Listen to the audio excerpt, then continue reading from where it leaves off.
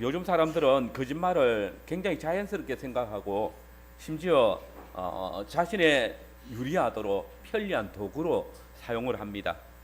한 번의 거짓말로 자기 인생이 조금이라도 편해질 수 있다면 쉽게 거짓을 참인 것처럼 말해버립니다. 사업을 하려면 거짓말 할 줄 알아야 된다라고 말합니다. 정치를 하려면 거짓말 할 줄 모르면 안 된다라고 말을 합니다. 사회 공론을 만드는 언론들 역시도 독자의 흥미만 돋을 수 있다면 거짓된 것도 마치 사실인 양 보도해서 여론을 호도합니다. 실상 어떻게 보면 이 세상은 이렇게 거짓으로 뒤덮여 있어서 진리가 다 사라지는 것처럼 느껴집니다. 그런데 이것이 이 세상의 모습만은 아닙니다. 많은 교회들이 다른 계명들보다 이 9번째 계명을 굉장히 가볍게 생각을 합니다. 즉 교회 안에서 6번째 계명이나 7계명 혹은 8계명 심지어 10계명에 대한 범법은 아주 엄격하게 법을 적용하면서 면직을 주기도 하고 정직의 처벌을 내리기도 하지만 어떻게 이 9계명은 굉장히 쉽게 스스럼 없이 교회 안에 통용되어지도록 그렇게 심각하게 다루지 않습니다. 그러니 성도라도 이 9번째 계명은 굉장히 대수롭게 여기고 또 공공연히 범하게 되는 그런 모습이 되기도 합니다. 그러나 여러분, 이 9번째 계명은 다른 모든 계명과 같이 중요한 것이고 동일한 하나님의 명령입니다. 그러므로 이 명령은 다른 계명들과 동일하게 교회 안에서 설교되어져야 되고 또 가볍게 지급되어져서는 안 될 것입니다. 저는 오늘 이 9번째 계명인 내 이웃에 대하여 거짓 증거하지 말라라는 말씀을 중심으로 하나님께서는 언약 공동체를 허무는 거짓 증언을 엄격히 금하신다라는 주제로 말씀을 나누겠습니다. 먼저 우리는 이 계명을 생각할 때에 내 이웃에 대하여라는 말씀을 주목해서 살펴야 됩니다. 일반적으로 우리는 1계명에서 5계명을 하나님을 사랑하라라는 계명이고 또 6번째부터 계명은 10번째까지 계명은 이웃에 대한 계명으로 알고 있습니다. 그런데 실상 앞에 8가지 계명 가운데 이웃이라는 말은 이 9번째 계명에 처음 나옵니다. 이 계명 역시 다른 계명과 같이 살인하지 말라라는 식으로 그냥 거짓 증거하지 말라라고 이렇게 하면 운율상으로도 굉장히 쉽게 보기 좋고 의미도 뭐 그렇게 차이 나지 않지 않습니까? 근데 왜 굳이 이 9번째 계명과 10번째 계명에는 내 이웃에 대하여라는 그 대상을 분명하게 지적하고 있을까요? 첨가하고 있을까요? 이것은 우리에게 이 계명의 적용이 다른 계명들과는 다르기 때문이라고 생각할 필요가 있습니다. 물론 10계명에서 그 대상을 지적한 계명은 이것이 처음은 아니죠. 우리는 1계명에서 4계명까지 그 계명의 대상이 너무나도 명확하다는 사실을 알고 있습니다. 곧 하나님이십니다. 야훼 하나님이십니다. 그리고 여기서 이 너라는 단어는 자연스럽게 이스라엘 백성들 언약 공동체를 이야기합니다. 그러므로 앞에 4개의 계명들은 언약 공동체가 자신들이 믿는 그 야훼 하나님만을 예배하고 섬겨야 된다는 것을 분명하게 명시하고 있는 것이죠. 그리고 5계명에서도 그러면 너희의 부모를 공경하라 하고 그렇게 하면 됩니다. 여기서 너희 부모는 육신의 부모뿐만 아니라 언약 공동체 안에 하나님의 뜻을 따라 권위를 가진 모든 부모, 손해의 사람들을 말합니다. 그런데 6번째, 7번째, 8번째 계명에서 그 계명의 대상을 적용하지 않습니다. 다만 명령만 할 뿐입니다. 이는 이 계명들은 적용 대상이 이웃뿐만 아니라 자기 자신도 포함하고 있기 때문입니다. 근데 이제 9번째 계명, 10번째 계명에서는 내 이웃에 대하여라 라고 말합니다. 거짓 증거를 하는 것 그리고 탐심을 가지는 것은 자기 자신에게는 할 수 있는 것이 아니기 때문입니다. 그 특정한 대상이 있어야 하는 것이기 때문입니다. 특별히 이웃이라는 자신이 아는 다른 인격체가 그 대상이 된다는 것입니다. 그러므로 이 두 계명은 특별한 대상을 지칭해서 온 인류에게 보편적으로 관계되는 것이지만 이웃과의 관계, 특별히 형제, 곧 언약 공동체 안에서 가장 기본적인 도덕 기준으로 해석되어져야 되고 또 적용되어져야 된다는 사실을 말하고 있습니다. 그러므로 이 십계명의 이웃이라는 말은 예수님께서 사용하신 형제라고 번역될 수도 있을 것입니다. 교회 안에 형제나 이웃 둘 다 언약 공동체에 속해 있기 때문입니다. 언약 관계를 통해서 형성되어진 한 사회의 일원에 대해서 이웃, 형제라고 말할 수 있습니다. 바울은 이 9번째 계명을 이렇게 적용하고 있습니다. 우리가 함께 읽었던 에베소서 4장 25절입니다. 그런즉 거짓을 버리고 각각 그 이웃으로 더불어 참된 것을 말하라. 이는 우리가 서로 뭐가 지체가 됨이라. 그렇습니다. 우리가 왜 이웃에 대해서 거짓을 버려야 되는가? 그것은 우리가 다 한 지체이기 때문이다. 모든 계명이 그렇겠지만 특별히 내 이웃에 대하여 거짓 증거하지 말라라고 명하신 이 계명을 범하는 것은 바로 한 몸에 지체된 그 관계를 파괴하는 것이기 때문입니다. 여러분, 어떻게 한마디의 거짓 증거가 그 모든 몸된 지체를 파괴할 수 있겠습니까? 그것은 거짓 증거로 인해서 공동체 안에 서로 믿는 바가 달라지기 때문입니다. 한편은 거짓을 말하고 한편은 참된 것을 믿게 하기 때문입니다. 거짓 증언이 참된 것으로 채택되어지면 어떤 결과가 일어나겠습니까? 참된 것이 거짓으로 되어지고 그렇기 때문에 모든 언약 공동체의 관계가 무너지는 것이고 결국은 교회가 무너지기 때문입니다. 그리고 이 계명은 단순히 거짓말하지 않는 것을 넘어서 자신이 한 말을 성실하게 이행하는 것도 포함되어집니다. 실상 한글 성경의 출애굽기 20장 16절이나 신명기 5장 20절은 똑같이 거짓 증거하지 말라라고 번역되어져 있지만 원래 이 두 본문은 각각 다른 단어를 사용하고 있습니다. 출애굽기 20장 16절에서는 거짓된 증언을 하지 말라입니다.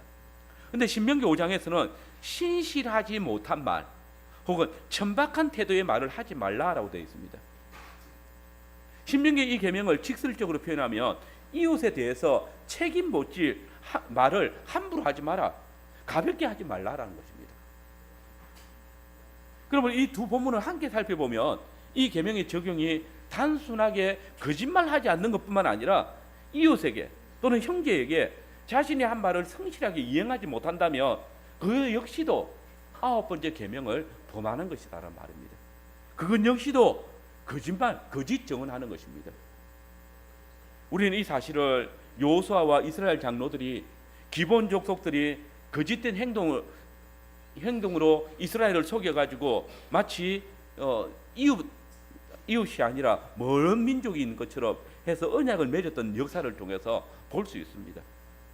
여호수아와 장로들은 이 기본 족속들이 정말 먼 데서 온 이민족인 줄 알았지만 그들이 가나안 족속인 것을 알게 되어졌을 때 어떻게 합니까?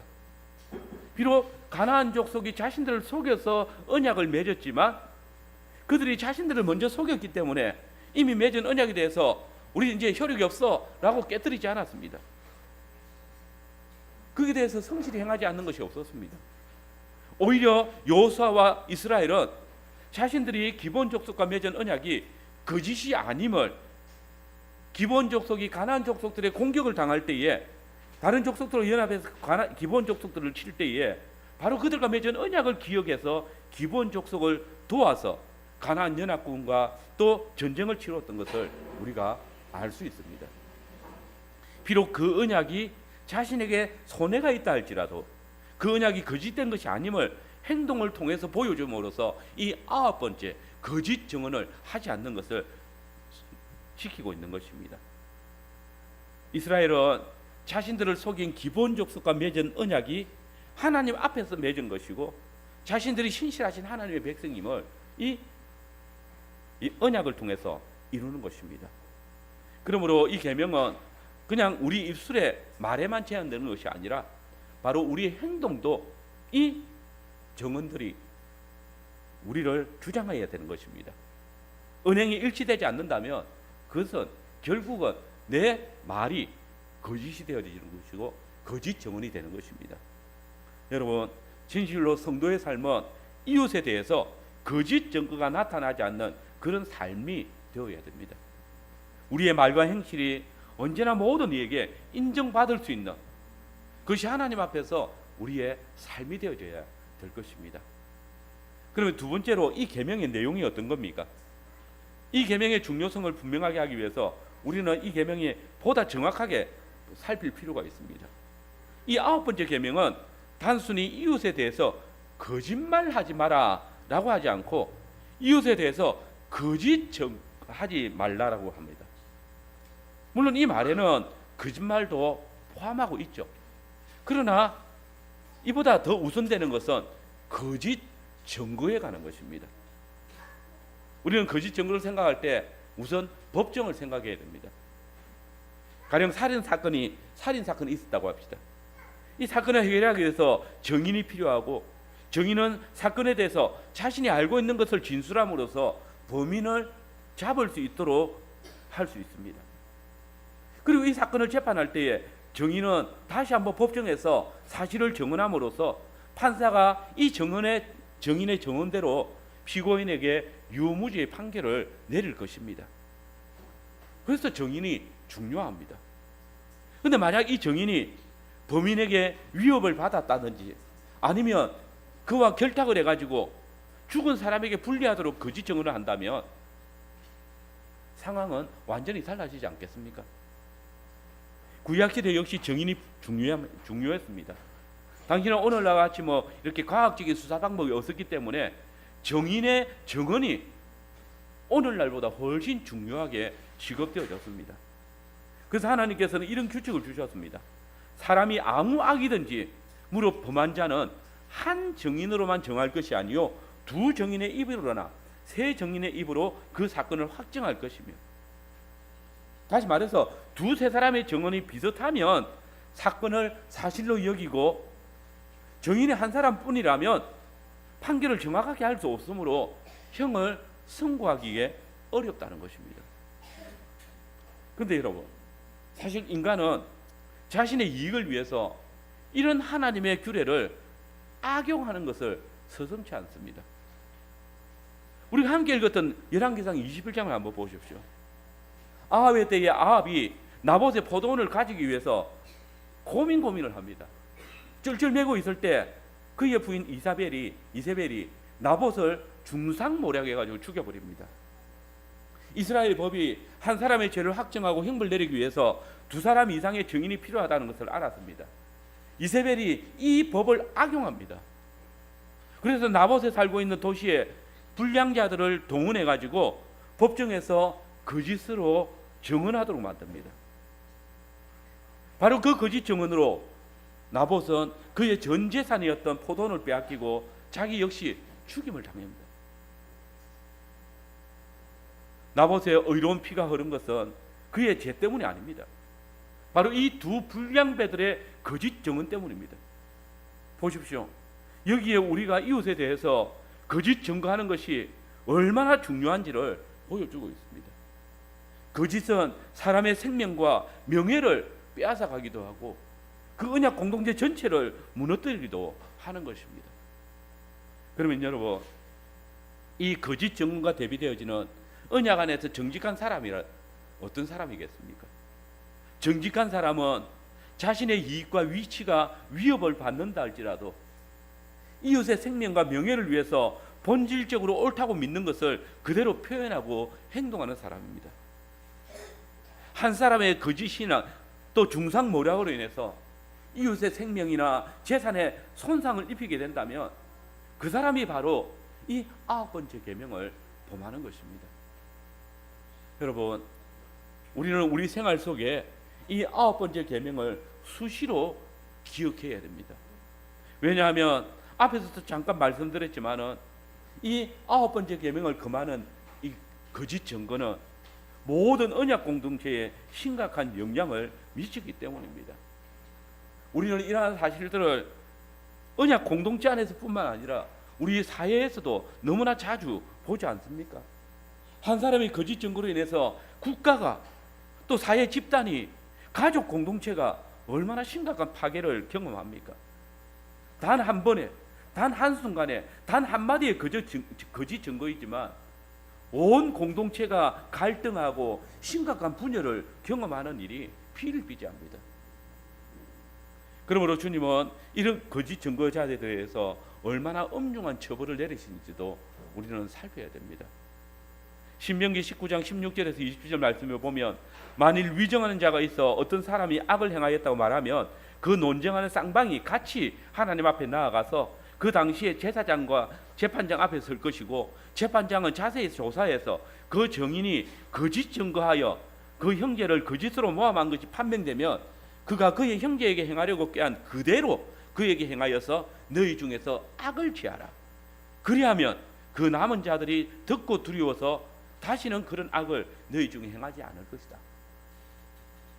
하나님께서는 거짓말이 그 공동체의 치명적인 손상을 주기 때문에 그 거짓 증언에 대해서 그 형제에게 행하려고 했던 그 거짓 증언대로 벌을 내려가지고 공동체 안에서 이 거짓 증거에 대해서 두려움을 가지고 더 이상 그런 짓을 하지 않도록, 거짓 증언을 하지 않도록 엄벌을 취하라고 명령하고 있는 것입니다. 여러분 생각해 보십시오. 만약 우리가 거짓 증거에 대해서 처벌이 가볍고 거짓말을 하는 자들이 불이익을 당하지 않는 그런 세상을 살아간다면 우리가 안전하게 살아갈 수 있겠습니까? 그런 사회에서 누구든지 자신이 미워하는 사람이나 또 좋지 못한 감정을 가진 사람에 대해서 위정해가지고 그 사람에게 불이익을 줄 수 있고 그 사람이 감옥에 가둘 수도 있고 그 사람을 죽게 할 수도 있지 않습니까? 이렇게 거짓 증언이 조성되어지고 힘 있는 자들의 혀가 세상을 다스리는 사회는 평안과 안정과 그리고 안식이 없는 그런 사회가 될 뿐입니다. 그러나 이 9번째 계명은 세상 법정에서도 적용되어져서 우리가 이 세상을 안전하게 살아갈 수 있도록 하나님께서 은혜를 베푸시는 것입니다. 그러므로 우리는 법정에서 이 계명이 잘 지켜질 수 있도록 모든 곳에서 지켜질 수 있도록 이 사회를 또 우리 사회를 위해서 기도해야 될 것입니다. 특별히 이 9번째 계명은 소위 혀로 말미암아 나타나는 모든 죄를 금하고 있는 것입니다. 거짓 증언은 가장 쉬운데 가장 쉽게 가장 크게 영향을 미치는 죄입니다. 그러므로 야고보는 혀에 대해서 혀는 능히 길들일 사람이 없나니 쉬지 아니하는 악이요 죽이는 독이 가득한 것이라 했습니다. 모든 사람의 입술에 달려있는 그 혀가 쉬지 않는 악이 되어지고 죽이는 독이 될 수 있다고. 이 혀가 지체 중에서 온몸을 더럽히고 삶의 수레바퀴를 불살한다고. 이 불살하는 것이 지옥에서 나오는 것이라고 합니다. 혀가 거짓을 말함으로써 우리가 죄인 되는 것뿐만 아니라 우리의 온 인생을 죄악에 휩싸이게 만드는 것입니다. 이 혀의 불은 지옥불에서 나오는 것입니다. 그 사단이 조장하는 것입니다. 사단이 하와에게 선악을 알게 하는 나무의 열매를 먹으면 하나님과 같이 될 것이다 라고 거짓말해가지고 인간을 죽음의 구렁텅이에 몰아넣었습니다. 그 혀가 범한 죄로 인해서 우리가 온 인류가 죄악에 빠졌습니다. 처음부터 거짓말하는 이 사단의 혀가 온 인류를 하나님에게서 멀어지게 했습니다.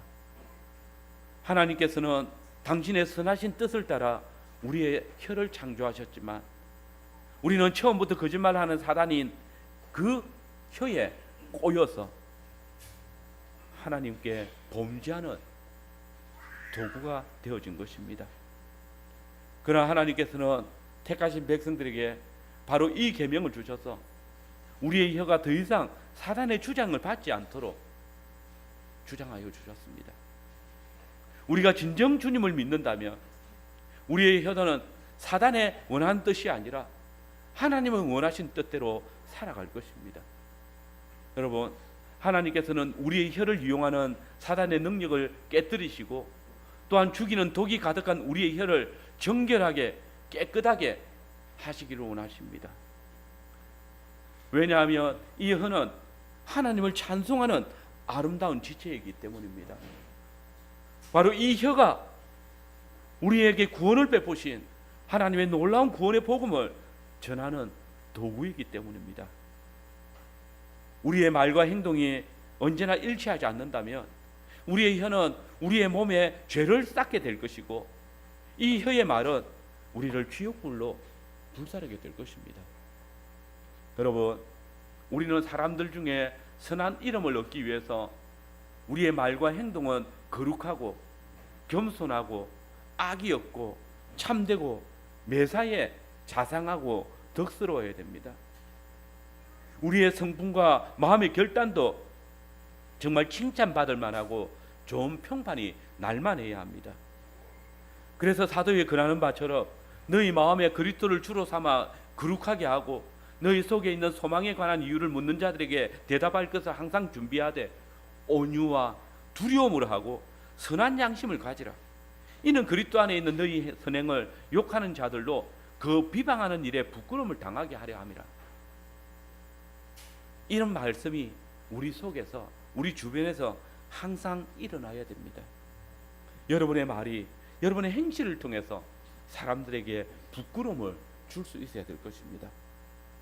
물론 모든 거짓말이 정죄함을 받아야 될지에 대한 논란은 항상 있어 왔습니다. 가령 모세의 때에 히브리 산파들이 바로의 명령 앞에 했던 거짓말, 또는 이스라엘의 정탐꾼을 살리기 위해서 했던 라합의 거짓말이나 기브온 족속이 이스라엘의 하나님을 두려워해가지고 살기 위해서 했던 거짓말을 우리는 생각해 볼 수 있습니다. 이런 것들은 다 거짓말의 한 경우들입니다. 그런데 이 거짓말들은 죄로 정죄되어야 되는 것이 아니라 신약에서 보니까 의로 또 믿음의 행위로 구분되어져 있습니다. 믿음으로 기생 라합은 정탐꾼을 평안히 영접함으로 멸망하지 아니하였으며 라합은 사자를 접대하여 다른 길로 나아가게 한 것으로 어렵다함을 받았다. 히브리 산파들에 대해서 모세는 그들이 하나님을 경외했기 때문이다 라고 말합니다.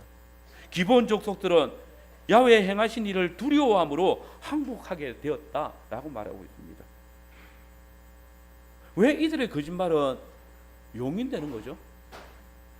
아니, 어떻게 이것이 믿음이고 어렵다 하심이 될 수 있을까요? 이것을 우리는 섣불리 판정 내리는 것은 쉽지 않을 것입니다. 그러나 한 가지 분명한 것은 그들은 다른 언약 백성들과 마찬가지로 하나님 안에서, 그분의 언약 안에서 더 나은 본향을 바라보았기 때문에 그 본향을 향해서 그들의 발걸음을 옮기기 위해서 선택한 길이라는 것입니다. 여기에 하나님께서 그들의 선택을 그들의 신앙 고백으로 받으신 것입니다.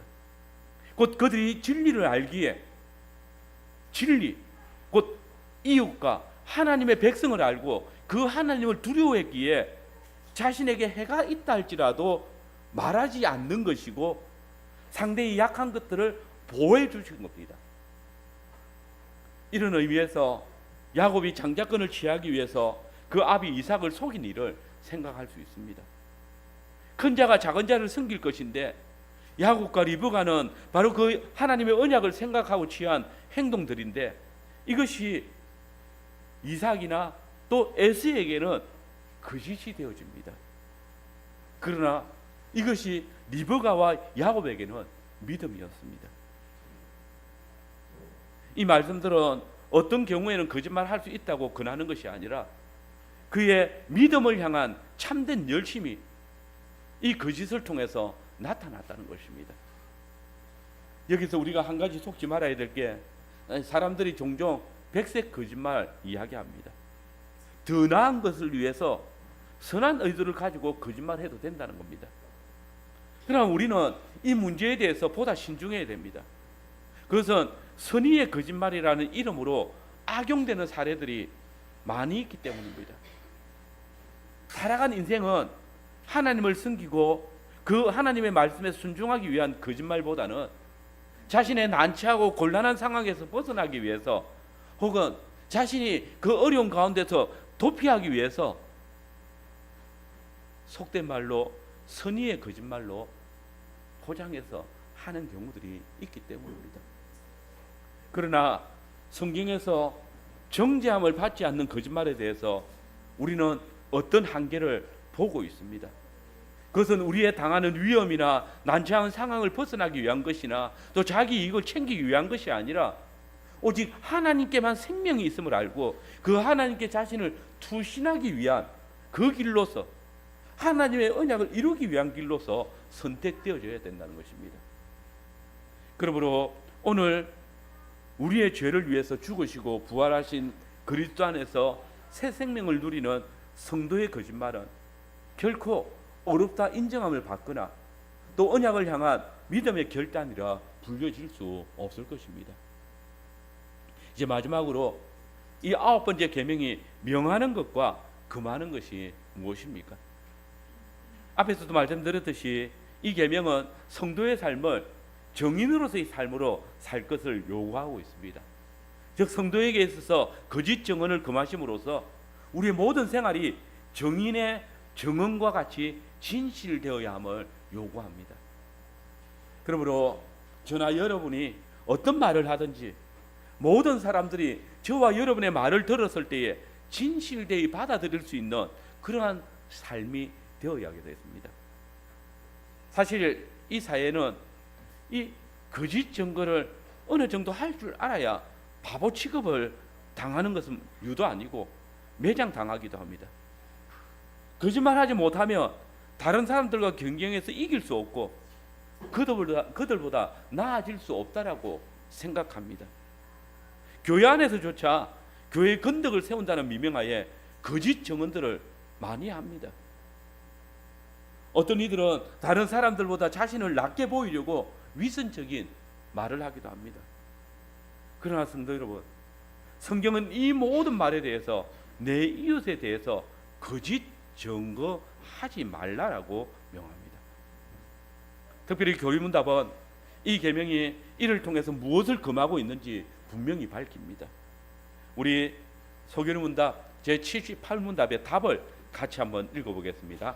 같이 읽겠습니다. 구계명이 금하는 것은 무엇이든지 진실을 왜곡하거나 혹은 우리 자신과 우리 이웃의 명예를 손상시키는 일입니다. 이 계명은 우리 자신과 이웃의 명예를 손상시키는 해치는 일을 금하고 있습니다. 여러분, 우리가 이웃을 향해서 내뱉는 말이 이웃의 명예와 여러분 자신의 명예를 깨뜨리는 말이라면 이것은 하나님의 계명을 범하는 것입니다. 사람들은 일반적으로 다른 사람들에 대해서 나쁘게 말하기를 좋아합니다. 왜 그렇게 되는지 정확하게 알 수 없지만 이유 중에 한 가지는 그 사람보다 자신이 훌륭하게 보이기 위해서 말할 것입니다. 그러나 이것은 중상모략이 될 수가 있습니다. 그럼 중상모략이 뭡니까? 다른 사람의 일을 부당하게 말하는 것, 참소하는 것입니다. 출애굽기 23장 1절 2절 말씀입니다. 거기 보시면 너는 거짓된 풍수를 퍼뜨리지 말며 악인과 연합하여 위정하는 증인이 되지 말며 다수를 따라 악을 행하지 말며 송사에 다수를 따라 부당한 증언을 하지 말라라고 명하고 있습니다. 또 7절에 보면 거짓 일을 멀리하여 무죄한 자와 의로운 자를 죽이지 말라. 나는 악인을 의롭다 하지 아니하겠노라 명령하십니다. 여러분 보십시오. 거짓된 풍수를 퍼뜨리는 것, 악인과 연합해서 위정하는 증인이 되는 것, 또 다수가 이야기한다고 해서 악을 따라가는 것, 다수를 따라 부당한 증언을 하는 것, 왜 그렇게 하겠습니까? 왜 그렇게 하겠습니까?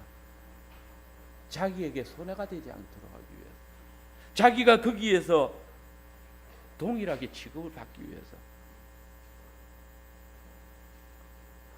이를 통해서 하나님께서는 우리가 거짓말하는 것을 금하셨습니다. 로마서 3장 8절에 보면 바울은 중상하려는 사람들이 그가 선을 이루기 위해서 악을 행해도 좋다라고 말했다고 주장했습니다. 바울은 사도행전 24장 5절에서 폭동을 교사하고 악한 당파의 두목이라고 중상을 당했습니다. 지상에서 가장 온유하고 무엄하신 그리스도께서 죄인의 친구이고 귀신에 들렸다고 하나님께 대해서 참남죄를 범했다고 비방과 중상을 당했습니다.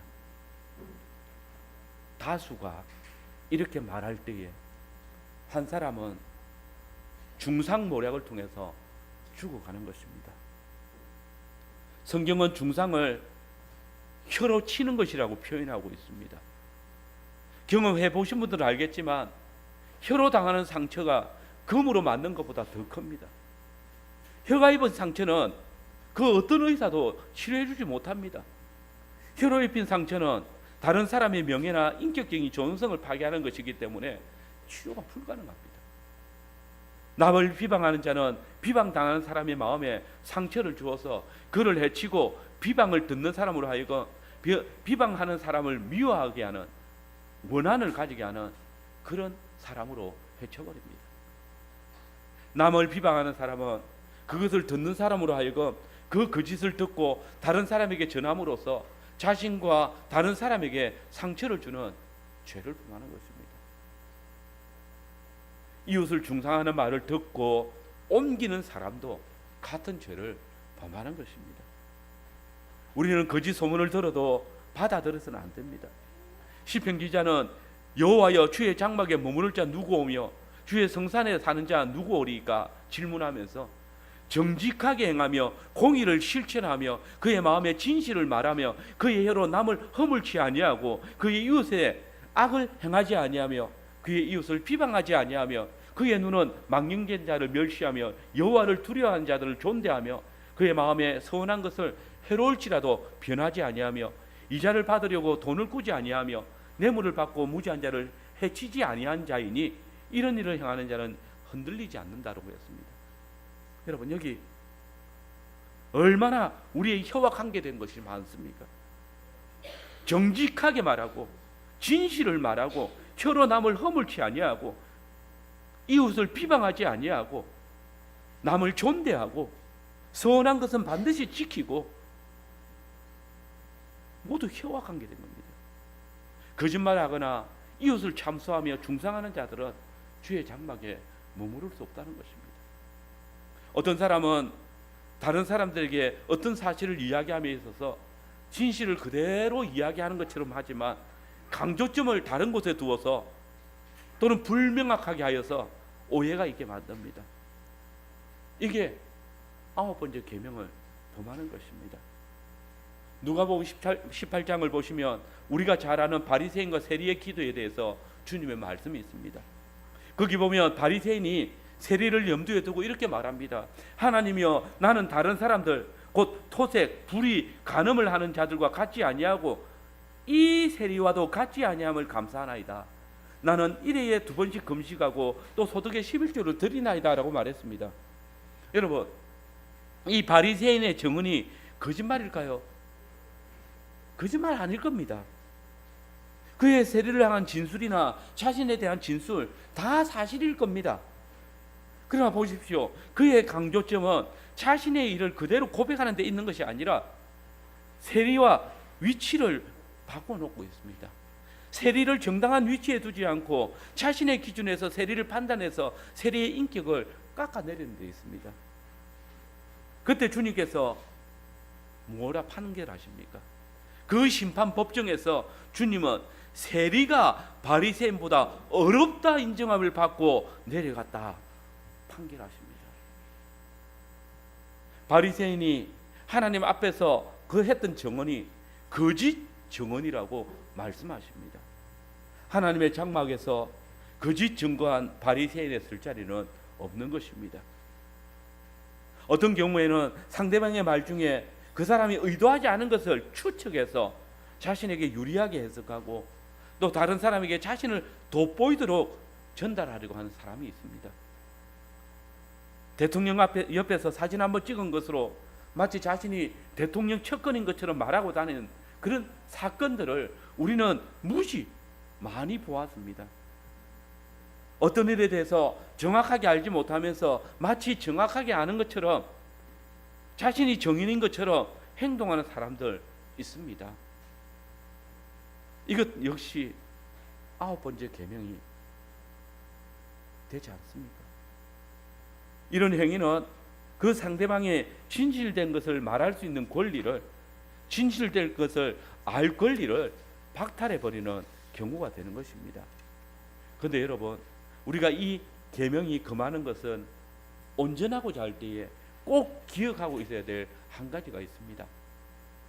그것은 우리가 어떤 사람의 좋지 못한 것을 알고 있을 때, 약한 것을 알고 있을 때, 그 사람이 비록 나와 관계가 좋지 않고 또 그 사람으로 인해서 손해를 입은 경우가 있다 할지라도 그의 약한 부분이나 좋지 못한 부분에 대해서 함부로 말하지 않는 것입니다.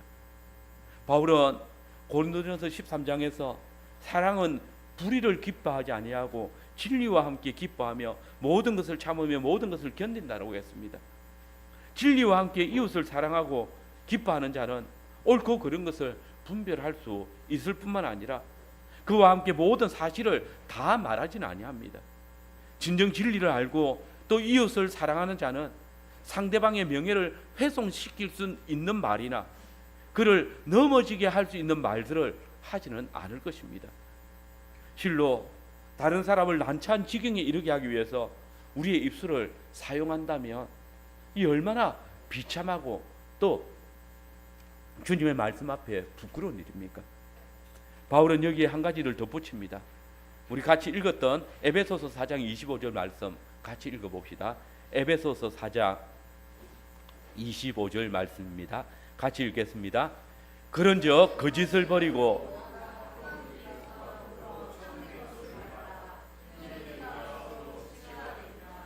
여기 이웃에 대해서 거짓을 말하지 아니하고 참된 것을 말해야 될 이유를 밝히고 있습니다. 그 이웃이 바로 나의 지체이기 때문에, 나의 한 몸의 지체이기 때문에. 여러분의 몸을 생각해 보십시오. 손이 눈을 속일 수 있습니까? 몸이 다른 지체를 속이고 거짓을 말하면 무슨 유익이 있겠습니까? 도리어 참된 것을 공유함으로 함께 자라가야 되지 않겠습니까? 그러므로 이 말씀을 우리 교리문답은 이렇게 답합니다. 77문답의 9번째 계명이 요구하는 것이 무엇인지 우리 같이 답을 읽어보겠습니다. 77문답 답을 읽겠습니다. 제9계명이 요구하는 것은 사람과 사람 사이의 진실함과 또 우리 자신과 우리 이웃의 명예를 보존하며 정진시키라는 것인데 특히 정언할 때 그렇게 해야 합니다. 그렇습니다. 우리는 이웃과 더불어 그 이야기를 할 때, 특별히 정언을 할 때 진실과 이웃과 자신의 명예를 보존하고 정진시키는 말을 해야 합니다. 그렇지 않다면 이는 공동체를 무너뜨리고 이웃을 넘어지게 하고 심지어 자기 자신마저 허물 수 있다는 것입니다. 우리는 우리 자신의 마음과 생각을 정직하게 진실된 것에 따르도록 또 자신의 명예를 위해서 사실을 말할 준비를 하고 있어야 됩니다. 이를 위해서 이웃에 대해서 말을 할 때 어떤 것이 강조되어야 될지 신중하게 고려해야 됩니다. 가령 어떤 사람이 차를 몰고 가다가 갑자기 차도에 뛰어든 어린아이를 피하기 위해서 인도에 차를 몰고 들어갔다 생각해 보십시오. 그때 여러분이 정인이라면 어떻게 정언하겠습니까? 그 사람의 차가 갑자기 인도에 뛰어들었다라고 말한다면 거짓말 아니죠. 그러나 그 사람이 잘못했다라는 것, 그 사람이 교통법규를 위반했다는 말이 되어집니다. 그러나 저 사람이 갑자기 뛰어든 저 아이를 치일까봐 급히 핸들을 꺾었다라고 말을 한다면 느낌은 완전히 다른 것입니다. 그 정언은 재판정에서 어떤 판결을 내릴지 굉장히 중요한 정언이 될 것입니다. 그리고 보다 적극적으로 우리는 거짓을 말하지 않을 뿐만 아니라 다른 사람의 잘못을 말하지 않을 뿐만 아니라 선행을 이야기해 줄 수 있어야 됩니다. 이를 통해서 이웃의 명예와 명성을 지킬 수 있는 지혜로운 말이 필요합니다.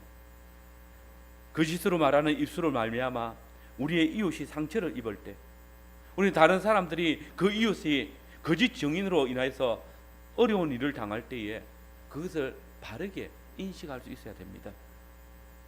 진실로 우리가 다른 사람들을 거짓으로 중상하거나 참소하지 않아야 될 뿐 아니라 그들이 비방받는 줄 알 때에 그들을 위해서 선행을 이야기함으로써 변호해 줄 수 있는 그런 자리에도 있을 수 있어야 된다는 것입니다. 그러므로 야고보서 기자는 사람이 선을 행할 줄 알고도 행치 아니하면 죄라고 경고했습니다. 이게 무슨 말이겠습니까? 흔한 말처럼 내가 나쁜 짓을 하지 않으면 죄를 짓지 않는 것이라고 성경은 말하지 않습니다. 가령 이웃이 강도를 만나고 있을 때, 강도 만난 이웃을 대할 때 내가 강도 짓 하지 않으면 나쁜 짓 하지 않았다라는 것으로 끝나지 않는다는 말입니다. 강도 만난 사람을 돕지 않는다면 제사장이나 레위인이라 할지라도 하나님 앞에서 죄를 범한 것이라고 예수님께서는 선한 사마리아인 비유를 통해서 우리에게 알려주셨습니다. 우리가 선한 일이 무엇인지 알고 할 수 있는데도 행하지 않으면 죄입니다. 우리는 다른 사람의 명예를 지켜주어야 됩니다. 언제나 진실한 말로 다른 사람의 명예와 소유에 손상이 없도록 보호하고 남을 돕는 대일에 힘써야 될 것입니다. 그 중에 가장 중요한 것은 우리가 하나님의 이름을 지키는 일입니다. 우리는 세상이 하나님의 이름을 모독하는 행위를 보고도 가만히 있는 경우가 많습니다. 그러나 우리가 지켜야 되는 모든 이름 중에 가장 중요한 것이 하나님의 이름입니다.